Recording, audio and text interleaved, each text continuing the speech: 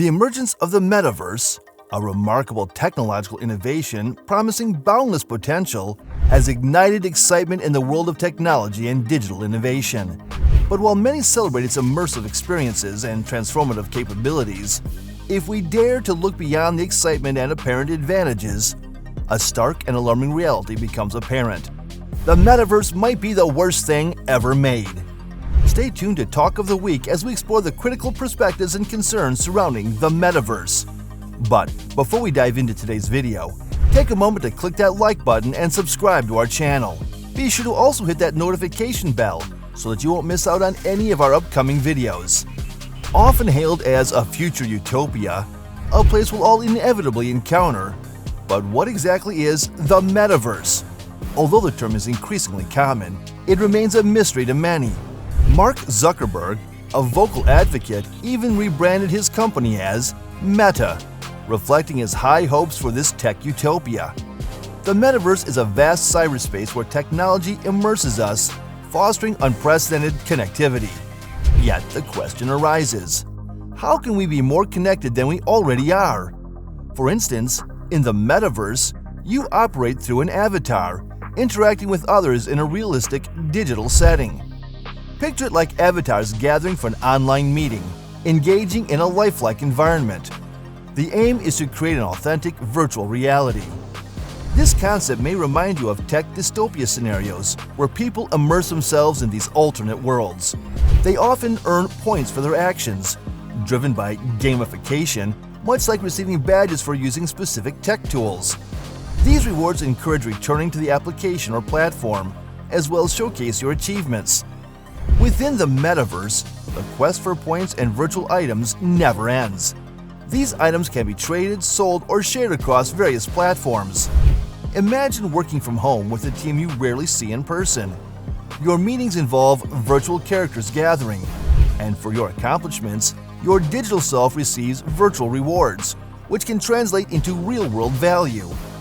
These virtual offices, we're told, represent the future of work, and perhaps we may have virtual schools as well. Mark Zuckerberg's vision of the Metaverse paints a picture of us coming together in a world of greater richness. He envisions a future where we can truly feel present, even when physically distant from others. He describes this communication as joyful and completely immersive. According to Zuckerberg, through headsets and other technology, sharing videos will seem as though we're right there with people in the video. And when it comes to gaming, we'll feel like active participants within the game, rather than mere onlookers through a screen. This immersive concept of technology holds the promise of a profound and engaging virtual experience. Zuckerberg also claims that the Metaverse isn't about increasing screen time, but about enhancing the experience with our devices. Yet, it's worth noting that some of his apps have been called digital opiates, even by former Facebook employees. He also didn't talk about the financial gains you'll make from the Metaverse. The fact is, this more immersive world will lead to addiction. In the Metaverse, you won't be yourself. Instead, you'll inhabit an avatar, and these avatars won't experience the familiar human emotions of the real world. Initially, this transition may be quite enjoyable, and you'll easily adapt. However, there will come a point when you'll want to remain in this effortless virtual realm, dedicating your time to curating an idealized character to gain approval. And this won't bring you genuine happiness. In this new world, it won't be you laughing during work meetings, but rather your character. Some might find this appealing, but it raises questions about the authenticity of such experiences.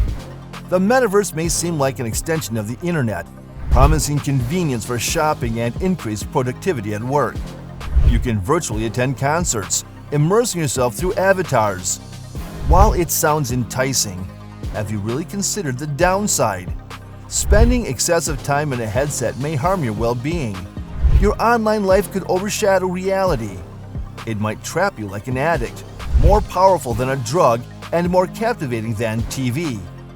You'll find yourself on a virtual treadmill, even mourning friends from afar, shedding virtual tears. In this potential future, whoever controls the Metaverse might control you. Have you also considered the future of love in the Metaverse? Love is an essential part of our lives. But dating apps like Tinder have changed the way we connect. Fewer people are in long-term relationships, and instead, they engage with photos and apps. Many spend hours chatting without ever meeting in person, creating a virtual facade that hides imperfections. While this may seem safer, it often leads to unfulfilling relationships, contributing to the increasing depression among young people. Now, picture how the metaverse could change dating and love. Spending time in an unreal world can lead to a disconnect from your own emotions, which is unfortunate because emotional connection is the essence of dating.